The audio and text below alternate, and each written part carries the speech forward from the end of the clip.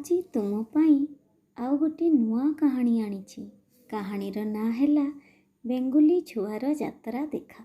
ଆଷାଢ଼ ମାସ, କଅଁଳିଆ ଘାସ ଗାଲିଚା ଓ ସବୁଜ ଡାଳପତ୍ରରେ ଧରଣୀ ରାଣୀ ସୁନ୍ଦର ଦେଖାଯାଉଥାଏ। ବରଷା ପାଣିରେ କୂଅ ପୋଖରୀ ଧୀରେ ଧୀରେ ପୂରି ଆସୁଥାଏ। ପୋଖରୀ ହୁଡ଼ାକୁ ଲାଗି ସାରୁ ବୁଦାଟିଏ। ସେହି ସାରୁ ବୁଦା ମୂଳେ ବେଙ୍ଗୁଲିଟିଏ ତା ଛୁଆ ସହିତ ରହୁଥାଏ। ଦିନେ ଛୁଆଟି ବହୁତ ଲୋକ ଯିବା ଆସିବା କରୁଥିବାର ଦେଖିଲା। ତା ମାଆକୁ ଯାଇ କହିଲା, ମାଲୋ ମା, ଦେଖିଲୁ? ବେଙ୍ଗୁଲି କହିଲା, କ'ଣ ଦେଖିବି? ଛୁଆ କହିଲା, ଦେଖିଲୁ ଏତେ ଲୋକ ସଜବାଜ ହୋଇ ଆଜି କୁଆଡ଼େ ଯାଉଛନ୍ତି?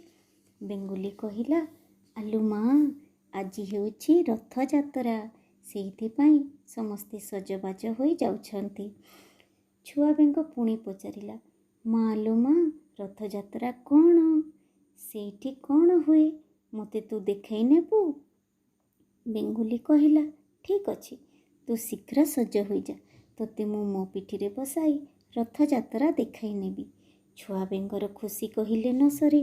ମୁହଁ ହାତ ଧୋଇଦେଲା, ନାଲି ଫିତା ନାଲି ଚୁଡ଼ି ପିନ୍ଧିଲା, ନୂଆ ଜାମା ପିନ୍ଧିଲା। ତାପରେ ବେଙ୍ଗୁଲି ଛୁଆ ବେଙ୍ଗକୁ ପିଠିରେ ବସାଇଲା। ରାସ୍ତା କଡ଼େ କଡ଼େ ଲୋକମାନଙ୍କର ପଛେ ପଛେ ସହରକୁ ଗଲା। ସହରରେ ପହଞ୍ଚି ବେଙ୍ଗୁଲି ରଥ ଆଗରେ ଛୁଆକୁ ପିଠିରୁ ଓହ୍ଲାଇଲା।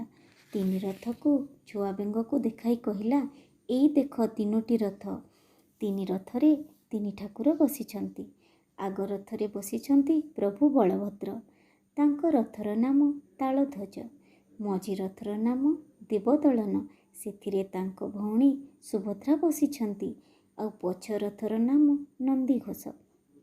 ଏ ରଥ ପ୍ରଭୁ ଜଗନ୍ନାଥଙ୍କର। ଆ ମା, ରଥମାନଙ୍କୁ ଛୁଇଁ ପ୍ରଣାମ କରିବା। ତାପରେ ମା ବେଙ୍ଗ ଓ ଛୁଆ ବେଙ୍ଗ ତିନି ରଥକୁ ପ୍ରଣାମ କଲେ। ତାପରେ ମା ବେଙ୍ଗ ଛୁଆକୁ କେତେ ଦୋକାନ ବଜାର ବୁଲେଇ ବୁଲେଇ ଦେଖାଇଲା। ଦୋକାନରେ ନାନା ରକମର କଣ୍ଢେଇ, ବେଲୁନ୍, ପେଁକାଳି, ତୁରୀ, ମହୁରୀ, ଝୁମୁକା ଓ ବାଜା କିଣିଦେଲା। ବେଙ୍ଗ ଛୁଆର ଖୁସି କହିଲେ ନ ସରେ।